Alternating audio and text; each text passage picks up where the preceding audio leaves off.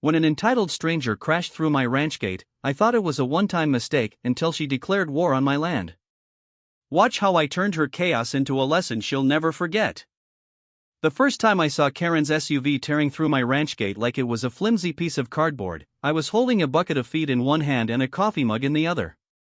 Trying to keep the morning calm after 3 sleepless nights fixing fences the last storm had blown apart, but calm went flying out the window the second her bumper sent my gate spinning like a frisbee across the pasture, and one of my cows mooed in sheer disbelief at the chaos. I dropped the mug, hot coffee splattering my boots, and sprinted forward, shouting, thinking maybe there had been an accident, only to watch this lady screech her tires, slam the SUV and park, step out in high heels like she was arriving at a shopping mall, and start barking orders at her 2 kids to grab their fishing poles because, in her words, this looked like a perfect public lakefront spot. My jaw clenched so hard I could taste iron because not only was this private property with big red no trespassing signs everywhere, but she had just annihilated a custom steel gate I'd spent a weekend welding myself. And instead of apologizing, she looked me dead in the eye, sunglasses perched on her nose like she owned the sun, and said, "You really should keep this road open for visitors. It's rude to block access to nature." The audacity boiled in my chest like wildfire. And in that moment, I knew this wasn't just another entitled city driver lost on a country road. This was a full-blown Karen invasion. The kind that didn't stop unless you put up a fight. I told her she had exactly 60 seconds to back her car out before I called the sheriff. And she laughed, actually laughed, tossed me a dismissive handwave, and said, "Go ahead, sweetheart. I'll be long gone with my fish before your little cowboy cop friend gets here." Before marching to the lake and leaving tire tracks as deep as my patience was short. That was the moment something inside me snapped. Because this wasn't just disrespect. This was someone turning my home into a free-for-all parking lot, and I wasn't about to let it slide. I stormed back to the house, fuming, trying to figure out what kind of person saw a closed locked gate and thought the best solution was to ram through it with a 2-ton vehicle, all while humming to herself like she was the hero of some nature documentary. The absurdity of it all burned hotter than my spilled coffee. But anger alone wasn't going to fix my broken gate or teach Karen a lesson she'd never forget. I called the sheriff anyway, but he was tied up with another call 2 towns over and said he'd swing by later. Great. That left me standing in my own driveway with splintered metal and hinges on the ground, tire ruts carved into my gravel like scars, and a self-declared queen of entitlement camped out by my lake without a care in the world. I thought about confronting her again, but the way she'd looked at me like I was the intruder made me realize this wasn't going to be solved with polite words or warnings. No, if Karen wanted to crash gates and claim land that wasn't hers, she was about to find out what a real rancher does when pushed too far. For the next hour, I paced and planned, my mind spinning between disbelief and dark humor.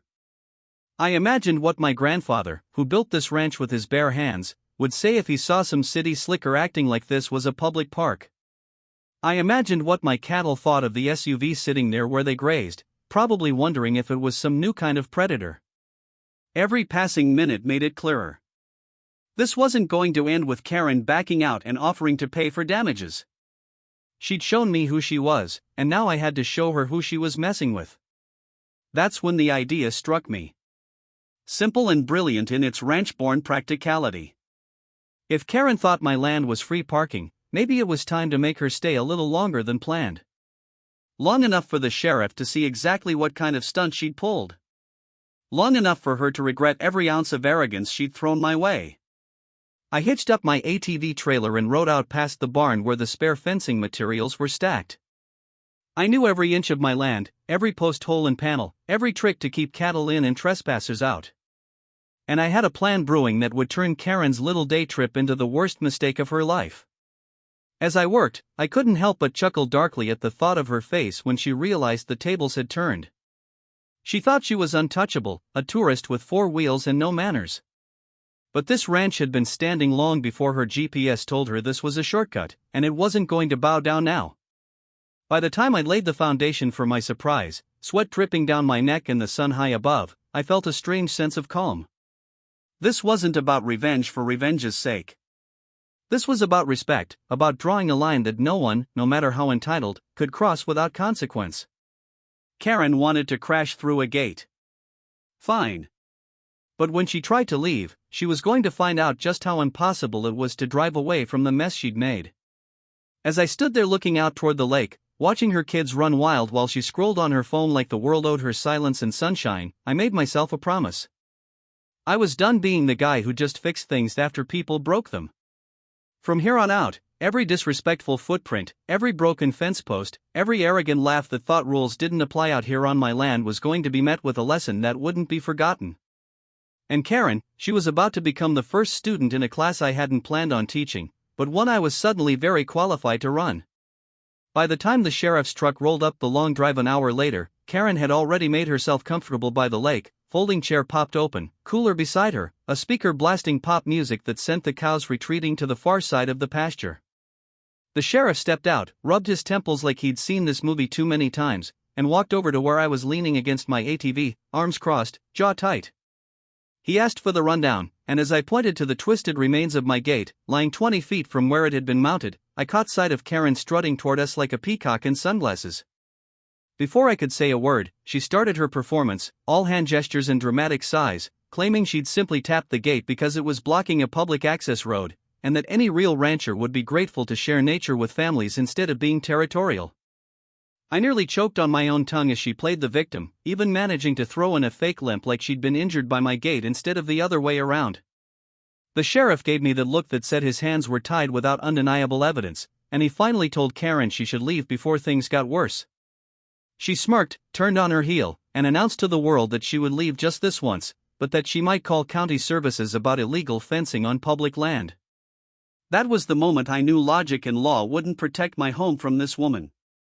If the sheriff couldn't do more than shrug, then I needed to make sure Karen thought twice before ever trying this again. The next day before dawn, I was already out in the field with a plan brewing that would change the rules of this game. I stared at the busted gate, knowing that replacing it with another heavy steel one would be pointless.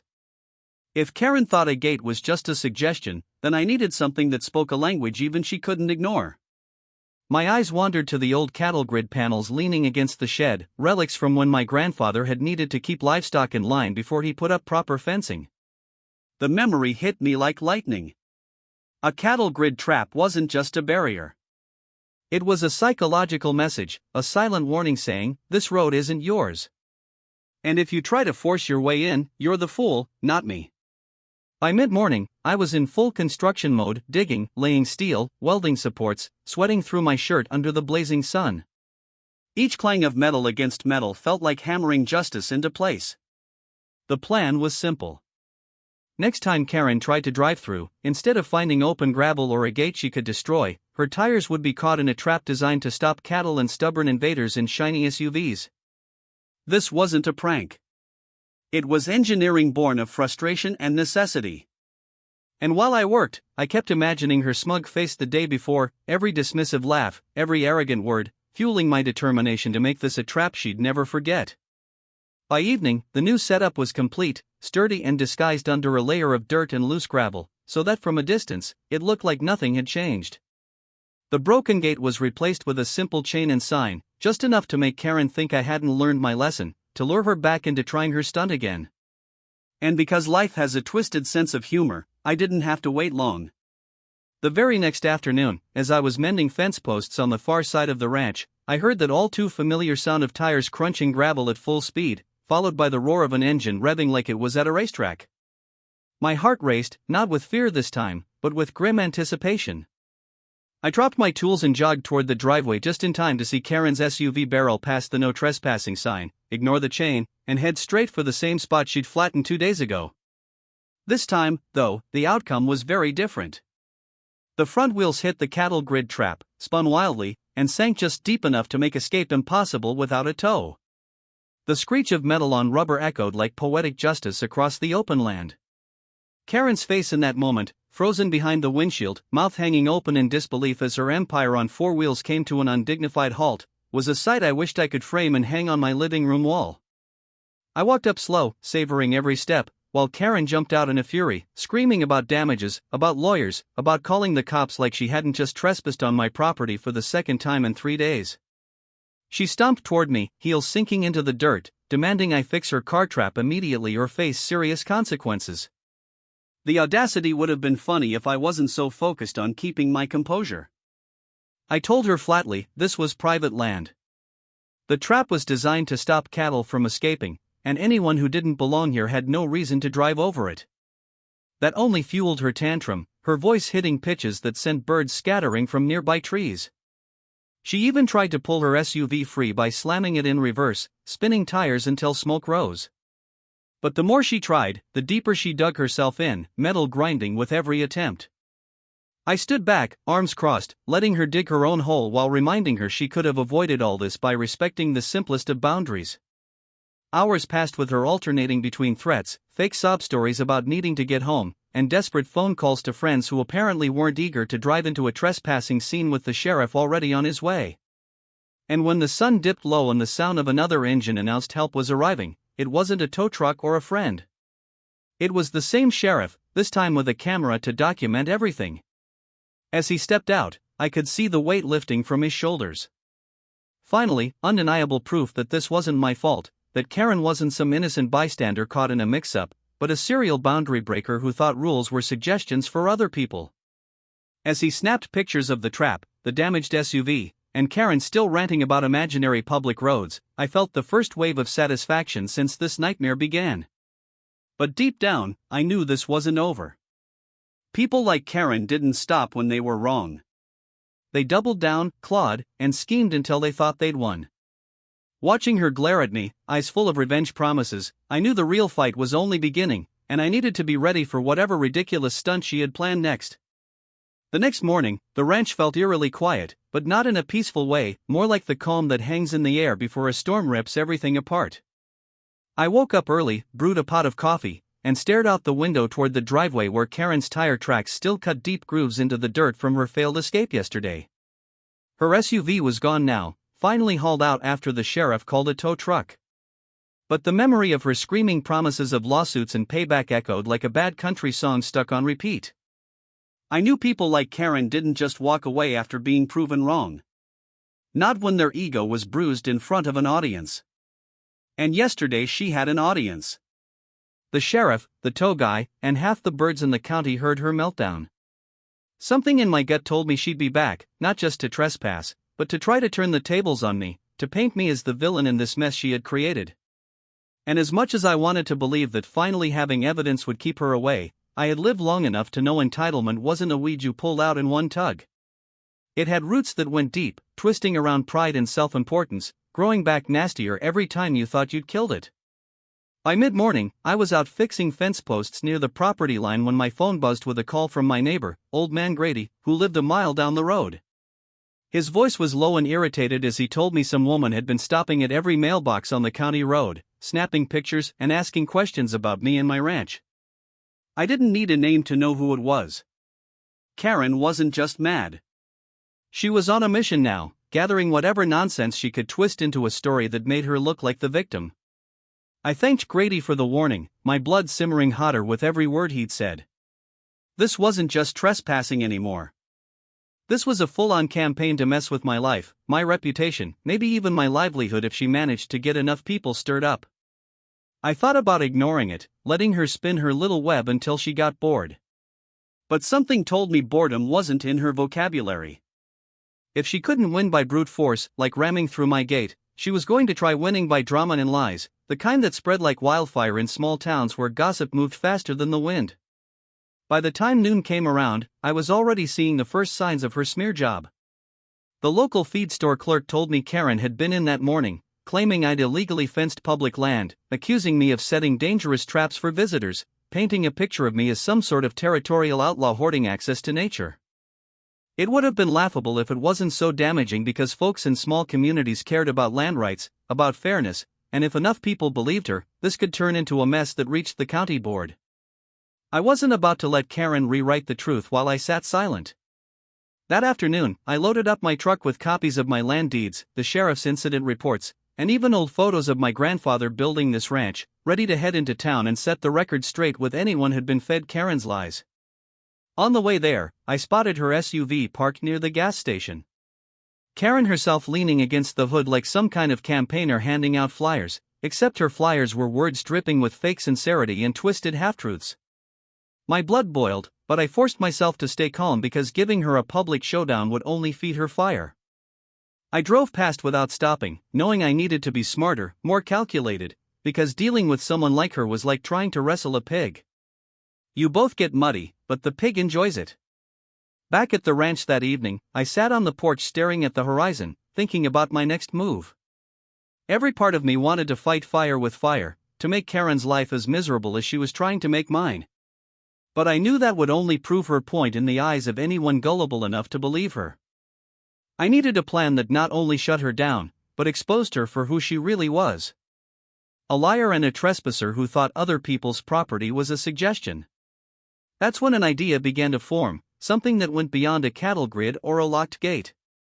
I started drafting a plan to fortify my land, not just physically, but legally and publicly, so that no one could question who was in the right here. I spent hours calling the sheriff's office, talking to a lawyer in town, even setting up cameras at every entry point of the ranch to catch any future Karen invasions on video. This wasn't paranoia anymore. It was preparation because history had already shown me this woman didn't stop until she either won or was dragged off kicking and screaming by consequences she couldn't wriggle out of.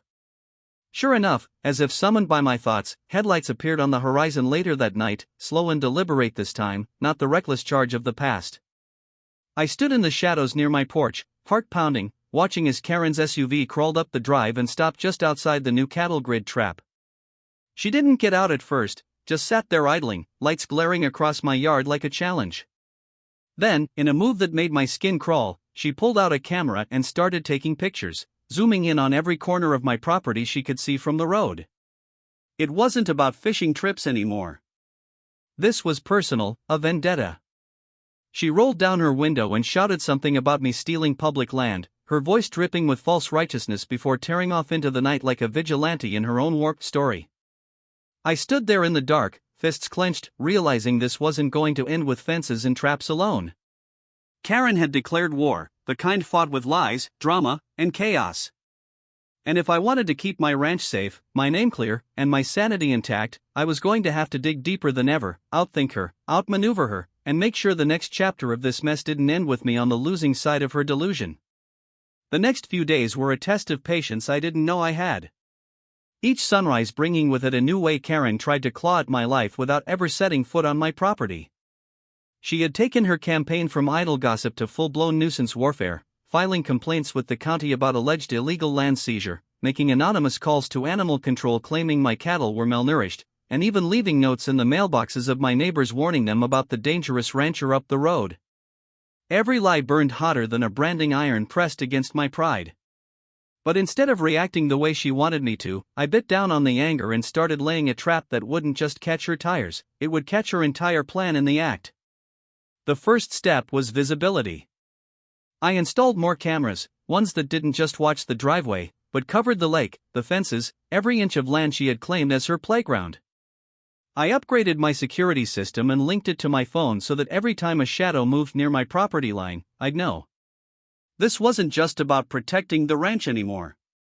This was about building a wall of truth that Karen's lies couldn't climb over, no matter how much noise she made. 2 nights later, just as I suspected, Karen's SUV appeared again under the cover of darkness. Headlights off, rolling slow and cautious like a thief looking for a window left open. This time I didn't confront her. I stayed inside with the lights off, watching every move she made through the live feed on my phone. She parked just outside the cattle grid trap, got out with a flashlight, and crept along the edge of my property, snapping pictures and muttering to herself, probably rehearsing the next batch of false complaints she'd spew in town. When she tried to jiggle the chain on the new gate I'd installed further down the path, I caught her words clear as day on the microphone. "One more good shove, and this won't stand in my way." My teeth clenched at the thought of her plotting another ram-through attempt. But instead of storming out there like a fool, I let the cameras do their job, recording every incriminating second. She eventually left in a huff, but by morning I had enough footage to make sure the next time she cried victim, it would blow up in her face. Later that day, I drove into town and handed a copy of the footage to the sheriff, who promised to file it away as evidence for when Karen inevitably pushed things further. He looked tired, worn down by years of dealing with folks like her, who thought the world owed them everything and rules didn't apply. He warned me though that people like Karen had a knack for spinning stories, even when caught red-handed. So, if I wanted to end this, I'd need to think bigger, make a move that left no room for doubt. That warning stuck in my mind as I drove home, staring out at my land and thinking about all the times it had been tested by storms, by wild animals, by accidents, but never by someone deliberately trying to take it from me. Karen wasn't a storm you could wait out or a fence you could mend. She was a wildfire that spread lies and drama. And if I didn't set up a firebreak, she'd scorch everything I'd worked for. The chance to turn the tide came sooner than expected. The following weekend was the annual community barbecue hosted by the local feed store, a gathering where everyone from ranchers to town officials came out to eat brisket and swap stories. I knew Karen would be there, not for the food, but for the audience, ready to paint me as the villain again. So, I came prepared. I loaded my truck with printed stills from the surveillance footage, copies of the sheriff's reports from the gate crashing incident, and a large photo of the sign that had been posted on my gate long before Karen decided it was invisible. When I arrived, I kept to the sidelines at first, watching her hold court with a group of folks, animatedly waving her hands as she spun her tale of oppression at the hands of a territorial cowboy blocking the People's Lake. My jaw tightened, but instead of charging in, I waited until enough heads had turned, until the whispers were starting to spread. And then I walked up calm as a preacher on Sunday, laid the stack of evidence on the table, and asked loud enough for everyone to hear if anyone wanted to see what really happened. The silence that followed was thick enough to cut. Karen froze, her face draining of color as the first set of eyes landed on the photos of her SUV ramming my gate. The time-stamped videos of her creeping onto my land at night, the sheriff's statement confirming my property boundaries were legal and clearly marked. I didn't need to shout or accuse. The truth spoke louder than any words I could muster. People flipped through the pages, murmuring, their earlier sympathy for Karen turning into disbelief. Then quiet judgment aimed in her direction. She stammered excuses, tried to claim the footage was doctored, that I'd set her up. But by then, no one was buying it. Her army of gossip was crumbling. And for the first time since this nightmare began, I saw her lose control of the narrative she'd been so eager to spin. She grabbed her purse and stormed out before the brisket was even served, muttering under her breath about lawyers and real justice. But the damage was done. Only this time it was to her reputation, not mine. Driving home that evening, a weight lifted from my chest for the first time in weeks. The town wasn't going to see me as some tyrant now. They'd seen the truth plain as day. And even if Karen wasn't done trying to stir up trouble, she no longer had a crowd willing to clap for her performance. Still, I knew this wouldn't stop her completely. People like Karen didn't know how to accept defeat. They just changed tactics. As I parked my truck and looked out over the ranch, bathed in the soft light of sunset, I promised myself I wouldn't let my guard down. She had tried force. She had tried lies. And each time she'd come up empty-handed. But every time I underestimated her, she came back nastier. The next move she made would be desperate, reckless even. And when it came, I needed to be ready to not just defend my land, but end this feud once and for all before Karen's madness escalated into something even worse than broken gates and wild rumors. The uneasy peace after the barbecue lasted only 2 days, 2 short days where I almost let myself believe Karen had finally been embarrassed enough to retreat back to whatever corner of the world she came from. But on the third morning, I woke to the sound of tires on gravel and the unmistakable slam of a car door that set every nerve in my body on edge. I stepped out onto the porch with a mug of coffee just in time to see Karen standing at the edge of my driveway. Not alone this time, but flanked by a man in a cheap suit holding a clipboard and wearing a smug expression that screamed trouble. Karen spotted me and raised her voice before I could even speak, announcing she was there with a county assessor to review the illegal fencing and potential public easement violations on my property. I almost laughed at the audacity, but the presence of a so-called official made my stomach knot, not because even nonsense can look legitimate if you dress it up in paperwork and bureaucracy. I set my coffee down and walked over calm as I could, every step heavy with the weight of knowing this wasn't going to be a polite conversation. Karen stood there smiling like a cat that had cornered a mouse, pointing to my new gate, the cattle grid trap, and even the signs clearly marked private property as though they were proof of my crimes. The assessor introduced himself in a flat tone, claiming they'd received multiple complaints from concerned citizens about my fencing encroaching on supposed public land. I pulled out my land deeds and survey maps from my back pocket like a gunslinger drawing a weapon, laying out every line, every coordinate, every legal proof that this ranch was mine and had been mine long before Karen's SUV had ever touched its dirt. The man hesitated, shifting uncomfortably as Karen kept pressing, trying to talk over me, trying to turn this into some kind of trial on my own property. The more she talked, the clearer it became this wasn't about the truth. This was about wearing me down, making my life hell until I either gave up or made a mistake she could use against me. But today wasn't her day. I calmly walked them both down to the property markers embedded in the ground, showed them the recorded footage of Karen trespassing, showed them the sheriff's signed reports backing up my claim, and one by one, every argument she tried to make unraveled under the weight of facts she couldn't twist. The assessor finally cleared his throat and muttered that everything seemed in order, there was no violation, and they'd make a note in their records to close the complaints. Karen's face went from smug to furious in a heartbeat, her lips pressed tight as she realized her latest attempt had failed. She spun on her heel, storming back to her SUV, throwing one last parting shot about how this isn't over before peeling out and leaving a cloud of dust in her wake. I stood there watching her go, a mixture of relief and simmering anger coursing through me. Because even when she lost, Karen managed to steal time, peace, and energy I could have spent on something that mattered. After they left, I sat on the porch staring out over the pastures, thinking about how far this had gone. A broken gate had turned into a personal vendetta. A trespasser had turned into a self-declared crusader, and no amount of proof, no sheriff's report, no public humiliation seemed to stop her. It was like she fed on the fight itself, always needing to find a new angle to keep the fire burning. That was when I made up my mind that waiting for Karen to make the next move was a fool's game.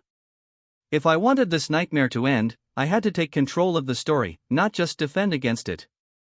I started calling contacts I knew in town, friends who'd seen enough of Karen's antics to back me up, people who respected the truth and were tired of watching drama spill into every corner of the community.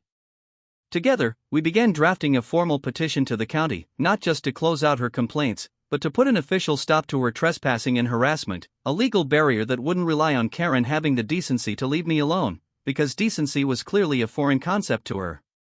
As the paperwork started to take shape, I couldn't help but think about how absurd all of this was. I'd bought this ranch to live in peace, to work hard, to keep a piece of land alive the way my grandfather had done before me. I dealt with coyotes, droughts, storms that tore roofs clean off barns.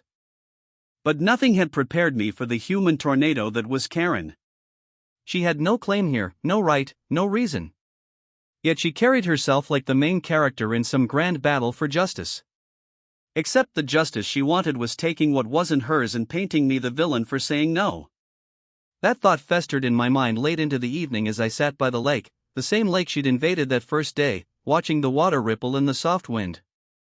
I knew then that even if the law sided with me, even if the sheriff backed me up, Karen would keep coming as long as she thought there was power in chaos.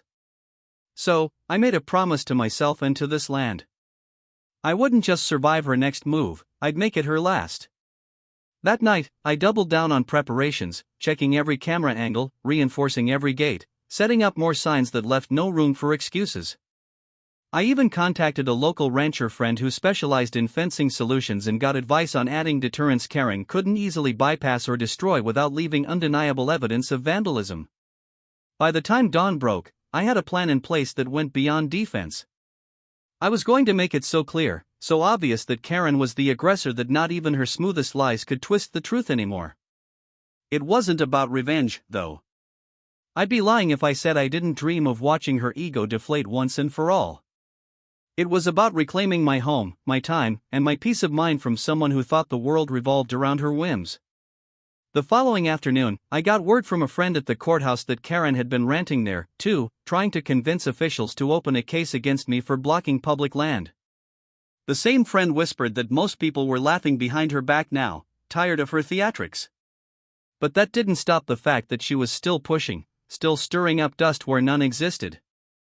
It only fueled my resolve to put an end to this saga once and for all. I knew her well enough by now to predict that humiliation and failed schemes would only drive her to try one more grand stunt, something dramatic, something reckless that she thought would finally make her queen of the hill. And when that moment came, I promised myself I would be ready. Not just with fences or footage, but with a plan that left no doubt, no loopholes, no escape from the truth she had been running from since the day she crashed through my gate. This land was mine, and I wasn't about to let her or anyone else take it from me. The storm broke on a Thursday afternoon. Not a real storm, but the kind that sweeps in when you least expect it, fast and mean, leaving you no time to prepare. I had just finished loading hay bales into the barn when I heard the distant roar of an engine coming from the county road, louder and more aggressive than usual. My gut told me before my eyes confirmed it. Karen was back, and this time she wasn't creeping in under cover of darkness or dragging along some clipboard warrior to do her bidding. No, this time she came in like a battering ram with headlights blazing, horn blaring, a tantrum on wheels hell-bent on making a statement. I barely had time to step out to the porch when her SUV barreled down my driveway, straight toward the chain barrier I'd set up in front of the cattle grid trap. She didn't slow down, didn't even hesitate. The impact sent dust flying, the chain snapping loose, but not enough to clear her path cleanly. The cattle grid trap waited like a silent hunter beneath the gravel. And when her tires hit it, the sound was a symphony of screeching rubber, grinding metal, and the unmistakable thud of karma delivering a swift lesson. Her front wheels sank in just like before, locked in place. But this time, the momentum buried her SUV deeper than last time, the front bumper kissing the dirt as smoke hissed from under the hood. I stood there watching, heart pounding but hands steady, because I'd known this day would come. Karen jumped out of the vehicle, her face a mask of fury and disbelief, screaming accusations about property rights, public access, and illegal traps, as though she hadn't just trespassed and destroyed yet another barrier meant to keep her out. Her voice cracked with rage as she pointed a shaking finger at me, threatening lawsuits, police action, even revenge that sounded more like a schoolyard promise than a legal plan. But this time, I wasn't just a rancher fed up with a trespasser. This time, I had prepared for everything. My cameras were rolling from every angle. The sheriff was already on speed dial and I knew exactly how to turn this chaotic mess into the final nail in the coffin of her crusade against my home. I calmly pulled out my phone, never taking my eyes off her as I called the sheriff and reported a repeat trespassing incident with property damage and reckless driving. Karen shrieked that she had every right to be there, that she was documenting public easement violations for some imaginary county case, but even she seemed to know the words sounded hollow now that her SUV was trapped again on land that wasn't hers. When she tried to yank the vehicle free by throwing it into reverse, the tires only spun deeper, sending a plume of dust into the air. I told her to stop before she tore up more of my driveway, but she ignored me, muttering curses and stomping around in frustration like a child who'd been told no for the first time. When that didn't work, she pulled out her phone and started live streaming, turning the camera on herself and crying crocodile tears about being ambushed by a deranged rancher who set death traps for innocent visitors. I almost laughed at the absurdity of it, but I knew the internet had a way of making fools famous. So instead, I spoke loud and clear for her audience to hear, reciting my property lines, pointing to the no trespassing signs, even reminding her this was the second time she had crashed through a barrier and damaged my land. My voice stayed calm, steady, unshaken, because I wasn't just talking to Karen anymore. I was talking to every witness who might see her lies later. By the time the sheriff arrived 20 minutes later, sirens cutting through the tense air, Karen was still ranting and pacing like a caged animal, her SUV stuck, her story unraveling with every recorded word. The sheriff took one look at the scene, at the broken chain, the tire marks, the trapped vehicle, and then at Karen's frantic expression, and I saw in his eyes that the line had finally been crossed far enough. This wasn't going to end with a warning or a civil matter excuse anymore. He walked over, listened to Karen's breathless accusations, and then asked me to show the footage from my cameras. Within minutes, the truth played out in front of him. Karen's reckless driving, her deliberate destruction of my property, her blatant trespassing despite the signs in previous incidents. Her face drained of color when the sheriff turned to her and informed her that she wasn't just looking at fines this time. She was being cited for trespassing, reckless endangerment, and property damage.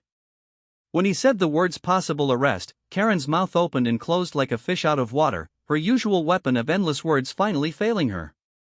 As the tow truck arrived to haul her SUV out again, this time under the watchful eye of law enforcement, I stood to the side, feeling a strange mix of vindication and exhaustion. Weeks of tension, planning, and constant battles had led to this moment. A small victory in a war I never asked for but couldn't ignore. Karen screamed about calling lawyers, about suing the sheriff, about conspiracies against her, but the fire in her voice had dulled, replaced by the sound of desperation from someone realizing the walls were closing in. The sheriff handed me copies of the reports, assured me that charges were moving forward, and promised that this time the law would do more than just shrug. Karen was escorted to her car once it was freed. Told in no uncertain terms that setting foot on my land again without permission would land her in jail. She sped off in silence. No dramatic last words this time, just the sound of tires crunching over gravel as she disappeared down the road. I stood there long after they left, the sun setting behind the hills, painting the sky in fiery colors that matched the weight lifting off my shoulders. It wasn't over yet. Not until the courts had their say, but for the first time since that morning she destroyed my gate, I felt like the tide had turned for good.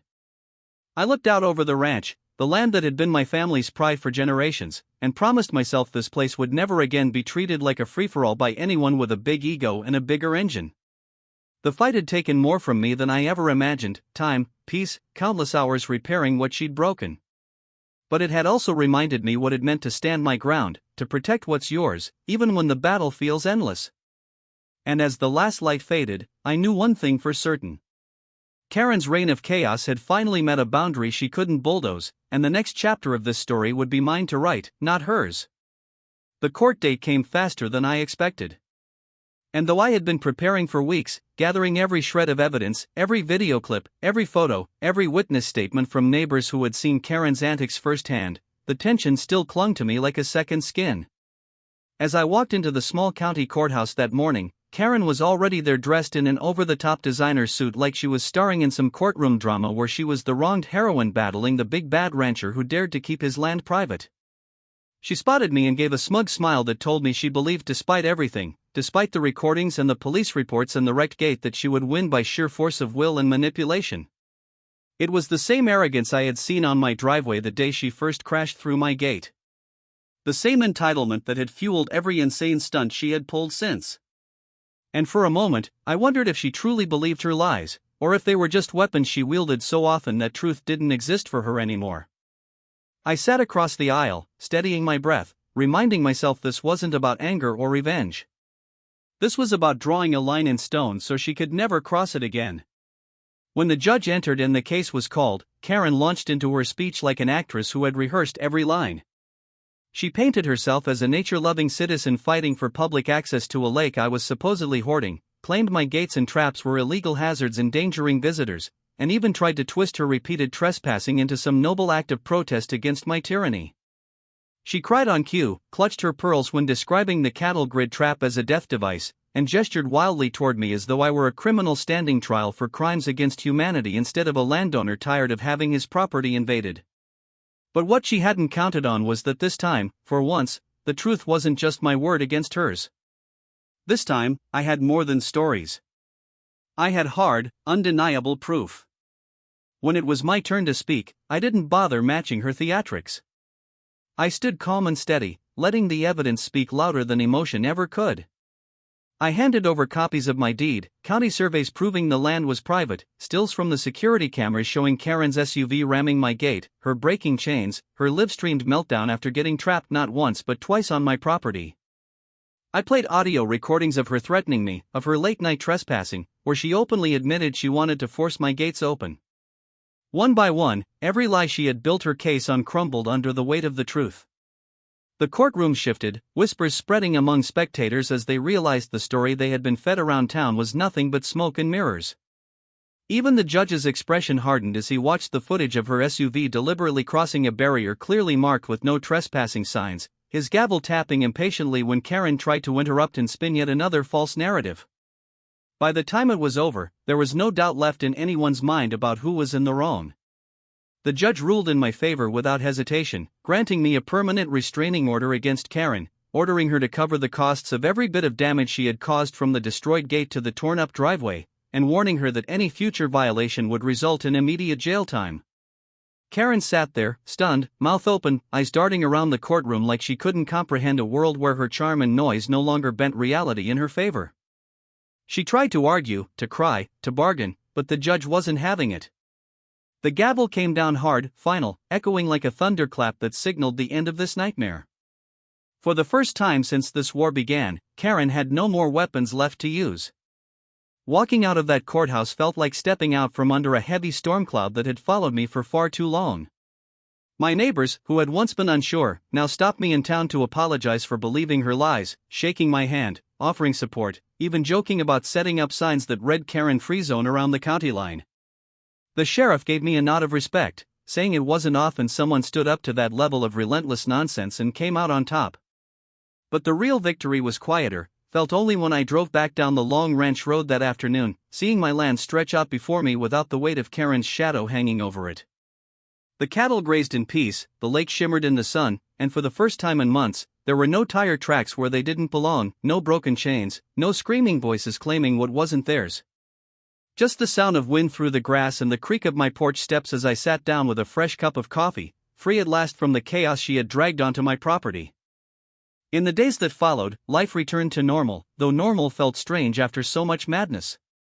I replaced the old gate with a new, sturdier one, this time with reinforced posts that could withstand anything short of a tank. I left the cattle grid trap in place as a silent reminder that trespassers weren't welcome, though part of me doubted I'd ever need it again.